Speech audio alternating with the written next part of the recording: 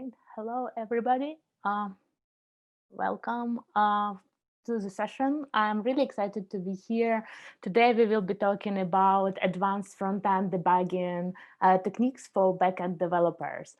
So I'm really happy to share my tips and tricks today with you. So buckle up and grab a coffee or a tea and enjoy the session.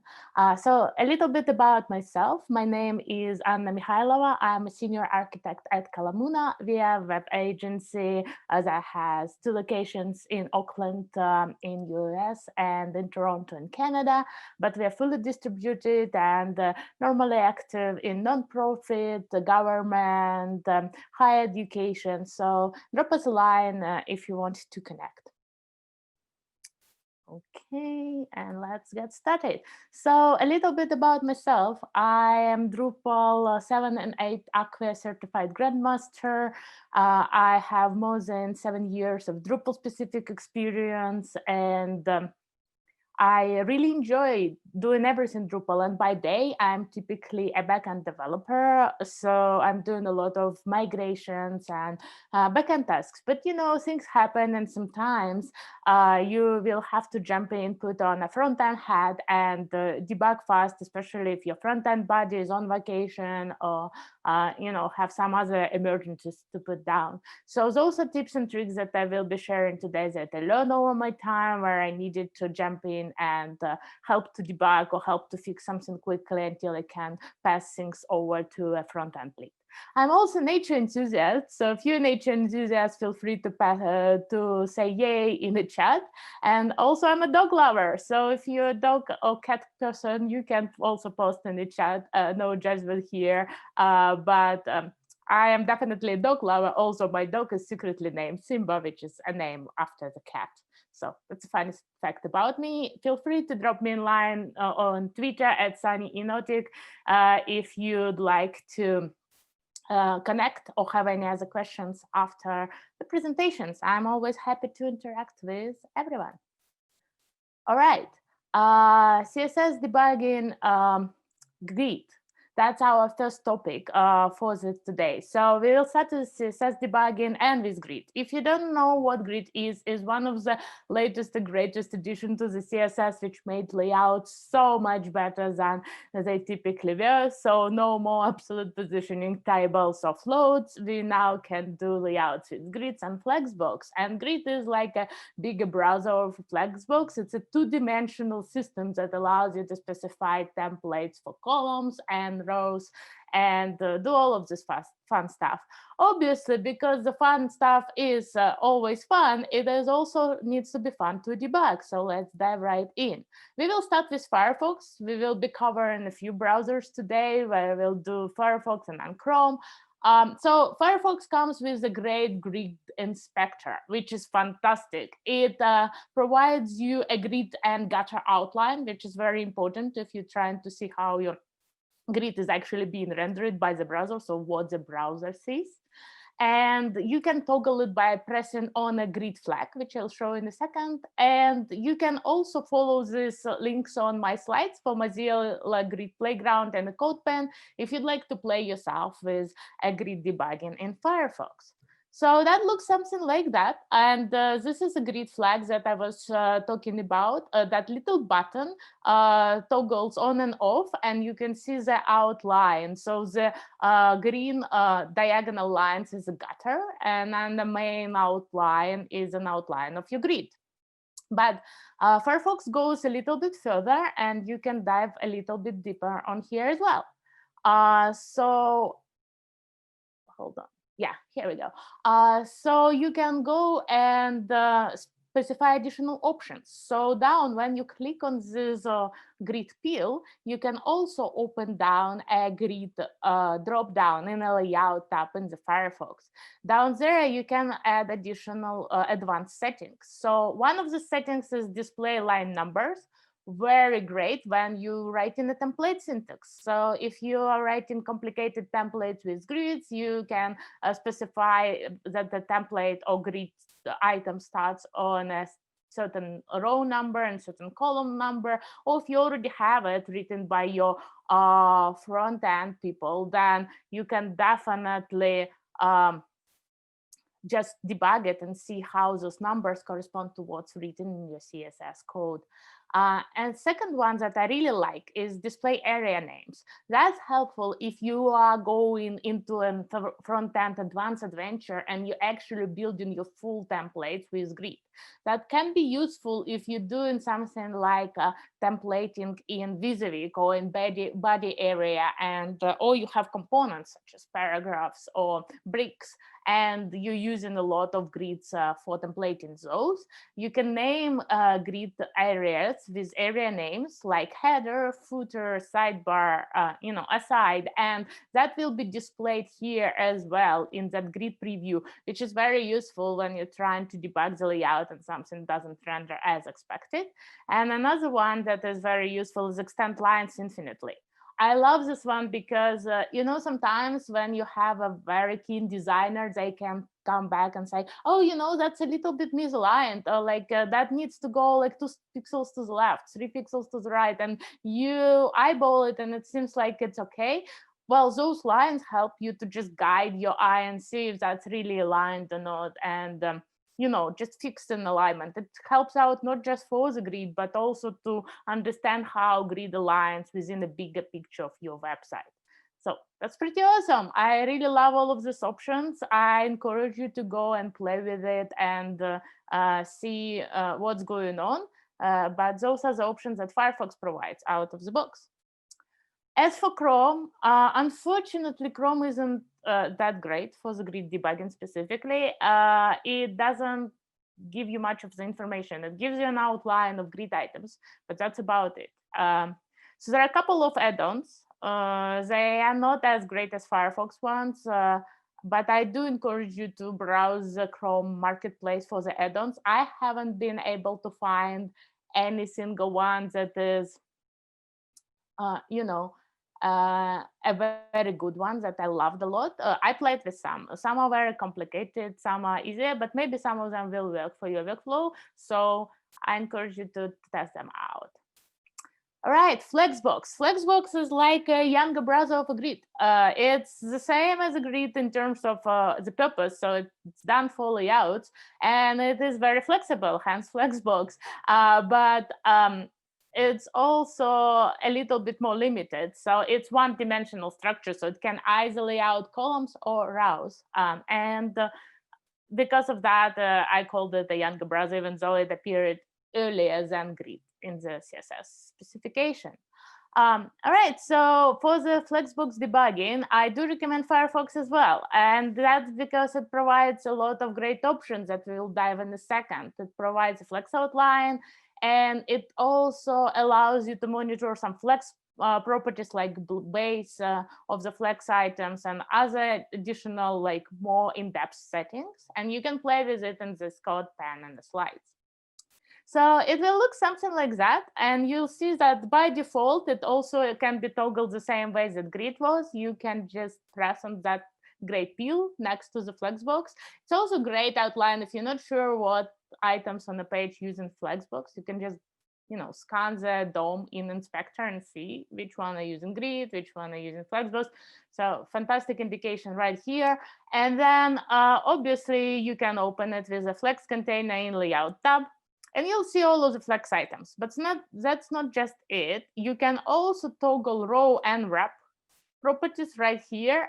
So you can either do it through the CSS if you know the properties, and if you don't, then you're just new to Flexbox, you can just toggle the row and wrap field on the right side of your screen. And then you can dive deeper in the flex item. So each flex item opens up, and you can see its actual basis and the final size. So that's very helpful when you scale the screen to mobile, to test on mobile breakpoints. You can see how it corresponds to the Flexbox properties that you were saying, like can it grow, can it not grow, does it have to maintain the base size, what's the base size. So it shows you the base size and the final size, which is fantastic. So you can see in this example, we have a base size of 200 pixels and it was resized to 170 because we have the flex grow and flex shrink property set to 1 on this specific example. So it's pretty awesome. very easy to use and navigate, and it actually gives you a very good understanding of what's going on with your flex items. Again, great to see how they debug, how they flow next to each other, and what browser sees, and how browser can position them. So recommend that. For the Chrome, I didn't mention anything, but that's because Chrome doesn't have a Flexbox debugger. So if you want to debug Flexbox, I do recommend to use Firefox. CSS debugging, typography. So typography moved into a great new leap in terms of web fonts. I am old enough to remember the time where we had, things when you had to just use limited number of web fonts, and then we were so excited that we were able to finally use Google fonts and embed fonts. And now typography is just going through the roof with all the additional capabilities, with the flexible fonts where you can have multiple properties baked into one font file. And for those, because we have all of these flexible properties, Firefox opened a font inspector. So if you have this flexible font where you can bake multiple font families into one, some fonts allow for that now, you can use this, but you can also use it with a normal font debugging. What I like about it is that if you're not a designer, not working with pixels and ramps all the time, it might be tricky to understand the impact. Like it's harder to see what exactly you need. Like, do you need a 1.5 line height, or do you need a 2 line height? Like, will it look good? Will it look bad? And you start playing with all of these numbers, and it's not very visual. So I really like the fonts inspector in Firefox because it makes it kind of beginner friendly or more visual, and I think it's even easier for the designers to work too, because it's just a scroller and a toggle, and you can quickly see the results, which is fantastic. And you don't need to specifically tell it for the properties in CSS. And then once you're done, the properties are reflected in your CSS dropdown, and you can just copy them into your style sheet. So that's great. To access that, go into the side arrow if you don't have it already, and the Firefox and development tools, and just go past to the fonts. And then in the fonts, you will be able to see this font inspector. What you need to do is select the font on your screen. So like header, heading or paragraph will probably have a font family assigned to them. So just click on that property, and you will be able to see values populated out of a font inspector. You can see that in my example, I selected articulate, and I can now play with the size, line height, spacing, weight, and all of these things, and see it immediately change on the screen. And it's very smooth as well. Like I don't have to put precise numbers, although I can just drag those switchers, and they will change things for me, and I will be able to see if that looks good or not. So it's a pretty good tool. For Chrome, there is no native support, but there are two good add-ons, Font Finder and Font Inspector. Install either one of them if Chrome is your browser of choice, and they actually provide similar functionality to what I just showed in Firefox. So I do recommend to play with them. They're great.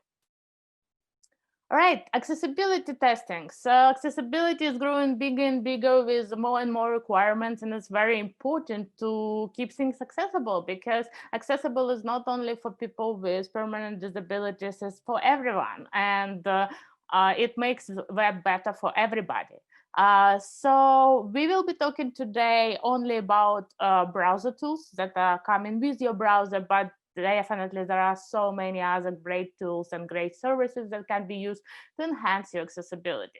This is not just for fixing all the things. That's for a quick debugging or quick test if accessibility problem comes up. So what can you do right out of a browser? Kind of an emergency band-aid if you wish. So we'll start with Chrome. Chrome is at the top of the game here, and that's really awesome. It provides two options for you. Option number one is normal accessibility tab. It doesn't give you too much. It just gives you standard overview of accessibility tree, which is not a DOM tree is just an accessibility tree. So it's how your browser will see it in terms of like screen reader and navigating your DOM. And then it shows your area labels, area attributes if you have them, and things like that. So that's great if you are trying to see if your accessibility tree is good or not. So if you're testing for that, fantastic. You can also run Lighthouse tests. So Lighthouse is a set of tools that runs a set of tests on your browser, which is very awesome. It doesn't only come with accessibility, it comes with other categories. Today, we will be focusing on accessibility, though. I do recommend you to run a solo test for that and run it on mobile and desktop, because it may produce different results. And the result of it, it will actually show you a lot of issues, but it also will show you potential solutions. So that's what I like about it. It doesn't only give you a score, shows issues, but it also shows you how to solve them, which is fantastic. Other than that, in Chrome, another thing that I absolutely love is a color picker contrast checker. So what you need to do is you need to select a color swatch in your CSS, so in your styles, drop down in Chrome. In the inspector, you can press on the swatch. As you can see on the left, I press on the white, and it gives you a contrast ratio against the background where that white is being picked up. So you see that we actually not passing accessibility on the left. That's a false positive, because the image, the teal image behind the white is actually a background, and Chrome doesn't know about it. So it cannot pick up the color out of this background. It tells us that they're not accessible. But they provide you a eyedropper to pick up a second color. So that's what you do. You open this contrast ratio and you pick up the background color to check if that's a positive test or not. And after that, you can actually see that on the right, we pass accessibility because we have a sufficient contrast between the teal and the white. So that's a quick contrast check. I'm in love with it because I don't have to go and have an extension or go to the special website or open Photoshop or any other graphic application to check the color contrast. I can just do it in the browser very easily, right on the page I'm testing. So that's very useful, and I really like it. The next one is accessibility in Firefox. So Firefox also has an accessibility tab, and you can run checks and you can check the rules. So you can go either through all rules, contrast, keyboard, and text labels. So it's a little bit more limited than Lighthouse in Chrome. And what you can do here, you see that we have a bunch of contrast issues, which are false positives here too. But basically, you can do the same thing that you did in Chrome. You can go in and use eyedropper to check if those contrast issues are correct. So the same idea here, you select that issue, and down there in the checks, it will give you a little bit more information about what the original check was. So you see that we're not passing because it thinks that the background is transparent, and the white on transparent doesn't pass. And what we do is we select the teal with the eyedropper, and you can see immediately that the contrast is passing here. So another great thing to do, same functionality kind of as a Chrome, but just gives you a variation. Depending on which browser you currently have open, you can use either one. Fix. The next one is my favorite. I absolutely love it. That was eye-opening for myself when I found it, and I thought that nothing could be ever better. Because it's a color vision simulator in Firefox. So what it does, it simulates the website how people would, with some color vision diseases, may have, which is awesome. So all you need to do, and it's kind of going into a little bit of a adventurous zone, you just type into about config and press return in Firefox, where you typically type in address of the web page. It will ask you if you're sure. You're like, yes, I'm sure. And then type in GFX web render all and set it to true. So again, it will ask you one more time, is that okay? You say yes, proceed, and restart your browser. So once you restart your browser, you will be able to see in the accessibility tab a new column called simulate. And there you will be able to select one of the diseases or problems that people might have with vision. So right now I'm actually rendering Kalamuna website in a low red version of the site, and that helps me not to understand just the contrast issues, but also the impact of the site that it might have on people that don't see colors just like other people. So for example, if you rely on color to convey part of your message, so let's say we love things and you have like hearts in red and other things in red, and you rely on the color to emphasize love or warmth or anything like that, you might not get it in the situations when a color simulator is on. So that helps you to kind of manage your message that you would like to convey to people without relying or paying too much attention to the color or emphasizing the color as much and making it more inclusive. So it's not really accessibility. It's not just accessibility, it's inclusivity as well. And I think that's just what we all need to work on, is to more inclusion, or more diversity, and more carefully created messages for people or with all sorts of abilities and with all sorts of potential problems. Right, out of CSS, we're jumping into JavaScript debugging. So again, JavaScript has been there forever, and there are so many flavors to JavaScript, starting from just vanilla JavaScript, going into Node, and going into all of these different libraries. So fantastically, we can have all sorts of add-ons and tools. Again, like React has specific React development tools and things like that. We are not going to target those today. We are going to target just JavaScript that you can develop in browser.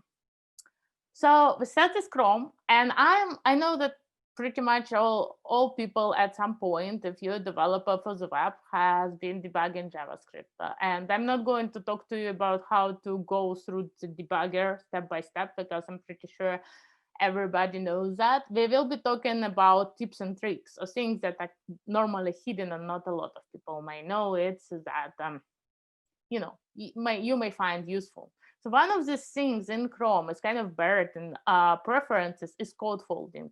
I know you can tell me in the chat how many of you have ever had this, like you debugging a big file and you just open the source in the console because you on the server, the thing is just happening on the server and not on your local, and you have these tons of functions and code and they're just all in your way, and they are not what you're looking for. Like you're looking for a specific function, but every time the page reloads, you have to scroll to that function and it's just distracting and you're losing your spot. Happens to me all the time. In general, I'm not that great by, keeping a reference to where my eyes were. Like permissions table in Drupal are terrible for me. Like I never can track the right checkbox. So the same idea here. So a lot of text on my screen, I can really focus on the task. I have to find that function, and it's annoying, it's distracting. So code folding helps with this distraction. You can collapse functions or fors or ifs that are not needed for you, and then just focus on the functions that you're debugging. Really awesome, really great. You need to enable it in the preferences. It's disabled by default, but really saves me a lot of time. Another one is Firefox. So I didn't know that, even though that menu was there forever, but you can set conditional breakpoints. Brilliant. Like you don't really have to go, especially in Drupal, with all of these behaviors that calls that function over and over and over again. Like you don't have to do it anymore. You can just set a conditional breakpoint and say, so when variable is, like, let's say when index in the 4 is 25, stop, and then otherwise don't. And it's awesome. Like you don't have to do it like move. Like it's just annoying. That just speeds things up, and it's awesome, and it exactly helps you to modify your conditions to adhere to what use case you're testing for. I absolutely love it, and it's awesome. You just do the, like you set the breakpoint, and then you press right click on it or press the shortcut and say add condition. boom, you're done. You can set the special condition. You can also add a log, but I do use conditions a lot to help me debug my JavaScript. And the next one that I absolutely love too in Firefox, that it's a hidden gem. You go into console and you start debugging, and you know, I don't know if it happened to you, happened to me all the time, like literally all the time. When you start typing and you accidentally press enter in the console, and your function is gone and you haven't finished it, and you're like, oh, and I didn't copy it, and it's like now I have to retype all of that again. It's just annoying, and yeah, you don't want to. You're just wasting the time, especially if you're under stress of debugging. You're already like trying to fix it, right? Especially it's on production, and you can't. You just press that return, and just annoyance. It just keeps spoiling up. There is a solution. In the console on the right top corner, you have this little like icon. You see that it's highlighted at the bottom with a blue dot. You press on that icon, it opens a multi-line console, which means that you can type in there as if it was your normal code editor. Great. And you press Control Enter or Command Enter if you're on the Mac, and that's submitted, it ran. So that's awesome. Like you don't really have to do anymore. Like, oh, I accidentally press enter. Nothing will happen if you press enter. And if you got annoyed with it and you want some quick console, just toggle that button again, and that's awesome. You are back to one-line console. All right, another great thing that I absolutely love in Firefox, it tells me what elements have events attached. Have you ever worked with Drupal and had like a new library attached and it doesn't fire, and you put like alert in there to see if it fires, and it just doesn't, or attaching an event and never is called, and you don't know, like, is it called or not? Like, have I screwed up in code? Or then I just didn't attach the library or something else, happened. That event indicator just shows you like, yeah, event is attached. So it's very great, even if you don't really care about the special what that event does, but at least like it tells you if your event got attached or not. That's the first step. The second step that is useful is if you ever worked with frameworks like Bootstrap, for example, and that Bootstrap attaches its own thousands of JavaScript events for dropdowns, accordions, any other toggles. You go in there and you're trying to override, and like your event never fires, and like, why? And this is why you can actually press on that event peel, and it shows you every single event and where it's being attached from. And it's fantastic. This is where you can see, oh, the Bootstrap is overriding my event. I see now. Or like I have to hook into a different place. Like that's a great tool that shows you the hierarchy of events, if the events are bubbling or not, and where they got attached. So you can see if it's you or if it's somebody else. Like, so for example, in this case, we have jQuery, but then on top of it, we also have navbar search JavaScript on top of it in this specific example. So I can see what's going on in my events hierarchy. All right, mobile remote debugging. Again, you can kind of ping me in the chat if you had a situation when you have everything working on your local, and then everything working on dev, and everything working on test, and then it even works on production in all the desktop browsers, and the client message you and say, it's broken on my phone. And it's like, oh, what phone do you use? And they say like, I use Android, like or Google Pixel or something like that. And you're like, oh. And you start hunting that specific version of a browser that's installed on the phone. You go to browser stack and things like that, and they work there because it's a simulator. That's not the reality. And you're like, oh, how can I fix it? It's like, if you cannot reproduce the problem, it's really hard to fix. So what to do in this case is remote debugging. Obviously, you have to have a device. So that's not the solution for everybody. But if you do have a device-tested dog, then you can do remote debugging. And that saved my life quite a bit. So I'm sharing it with you. It requires some sort of setup. And it does require matching platforms, especially for iOS. So if you have an iDevice or iDevice problem, you will have to have a Mac with Safari. That's unfortunate. If you don't have a Mac, you're out of the game here. But if you do, you need to connect your iDevice via USB to your Mac, open Safari on your Mac and activate the development tools. And then on your iDevice or iPhone or iPad, in Settings Safari Advanced, activate the Web Inspector.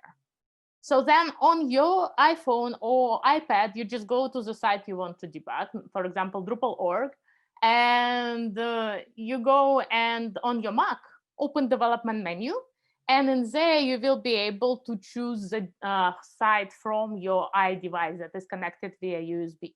So it'll look something like that. So you see that down here, you will see two options. Safari sees that there are like two contexts for the browser open. That one is Safari on my iMac, and another one is my iPhone connected to Safari, where I navigated to Drupal.org.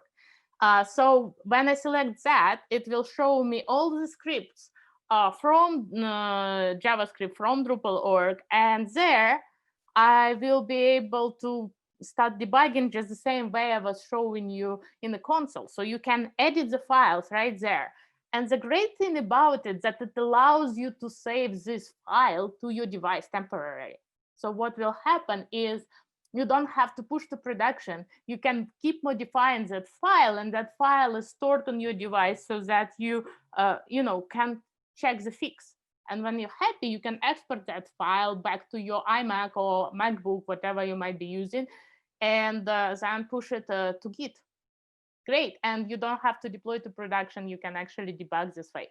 I really love it. Again, there are restrictions that you have to have a device, two devices, but really great, especially if you have some sort of a strange bug that it does work everywhere else, but not on iPhone or iPad or something like that. Similar goes for Android. Well, for Android, you have a little bit more options. You still do need a phone. You can go with Firefox and Android. You can also go Android and Chrome. I do recommend Android and Chrome for the obvious reason Google products work best with Google. So on device, again, and allow debugging through USB. So if your Android is locked up, you may not have this option. If you admin on your Android, then you will be able to do that. On your development machine, open Chrome, go to Chrome Inspect Devices, and then you will be able to see the URL. So you'll see something like that, where you will see your device. So in my case, it's Pixel 3. And then you can type in the URL of the website that you want to debug.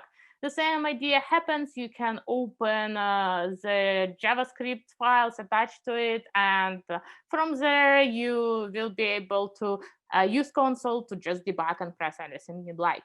So very easy, very useful, and works with any Android device that you are able to enable debugging on. Great, and actually gives you a native view on your Android device as well. All right, so a little bit of a time left. We have some helper tools. So it's just add-ons or little Easter eggs for this presentation. We're going into, wait, sorry. Where is my, didn't get the right slide. Apologize for that. Let me, I may quickly show you this way. Hopefully you can, I don't think I can. So,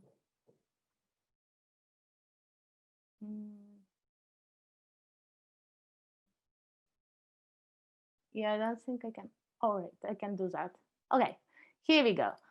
So if we go into Drupal.org, I'll just show it this way then. Live demo, what can go wrong? Here we go. And then I go into inspect element. Those are the helper tools that I absolutely love in Firefox. So hopefully you're able to see. One of them that I like is a quick screenshot.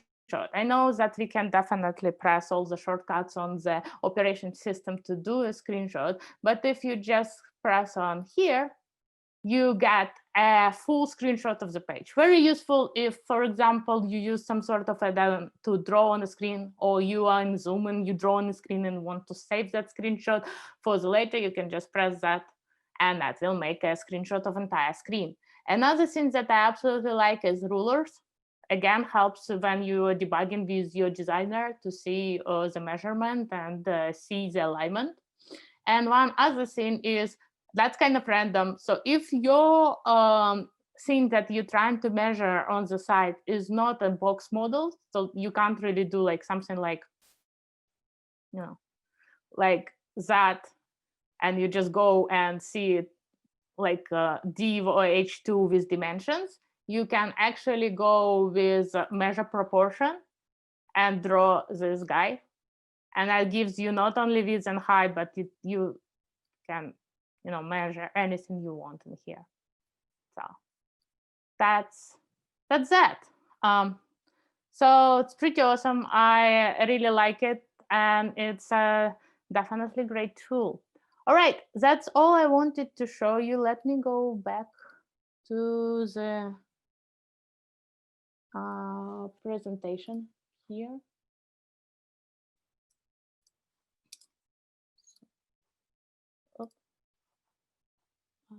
Here we go.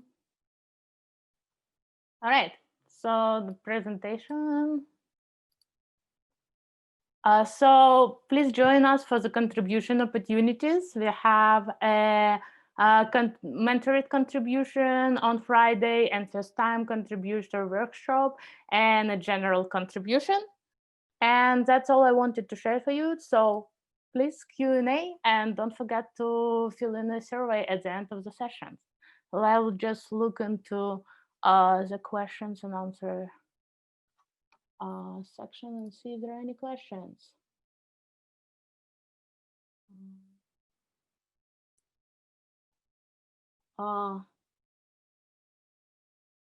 So there are some questions people asking about the slides. Some people were asking about the best front-end framework. I guess it depends on your needs. Basically, if you're looking for like a lot of preset variables and functions, things like that, you can go with Bootstrap. You also may want to go with like maintainability or how well it's supported. So for example, Bootstrap is probably not going away anywhere because it's supported by Twitter. The same how it goes for React and Facebook. So just look at who supports them and how often they do the releases, and also the capabilities. So some of them are more like a starter kit, and some of them are giving you a better, like starting point. Some of them are more like a framework that comes with a lot of presets pre-installed for you, so gives you a head start. And some of them are just like starter kits that gives you set and going, and you will have to configure a lot of things yourself. Right. Let's see if we have any other questions. Let's see discussions, live Q&A.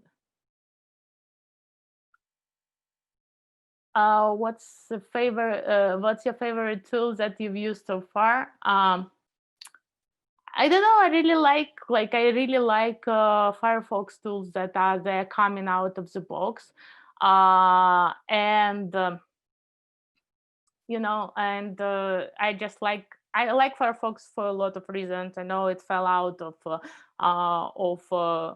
favor of a lot of developers, but I've been with it for a long time, and I like the tools that evolve. So I think if I am most impressed with, I'm impressed with this Vision simulator. That was very exciting for me when I found it. I also like, outside of browsers, I also like Xlinter extensions that links your Sass and CSS against the best standards when you push to Git. So I like this one as well a lot. Is it possible to add URLs? Yeah, most of them are linked in the presentation deck.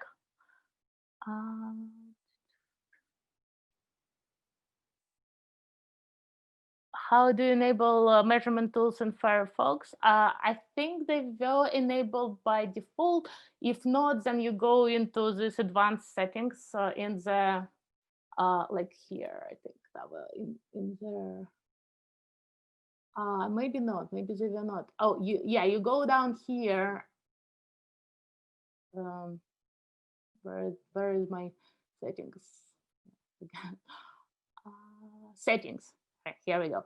And then down here, you can go and enable all of those, yeah, toggle rulers, measure portion of the page, those guys in the settings. So again, you just in settings, F1, and then here you get it. All right. Any other questions? Yeah, I think no. Well, there are 4 minutes left. I am really, really excited to be here. Thank you so much for giving this opportunity. Thank you to DrupalCon Europe. Definitely go check the presentation or contribution sprints on Friday, because we are stronger as a community. And until next time, if you want to talk to me, find me on Twitter. Goodbye.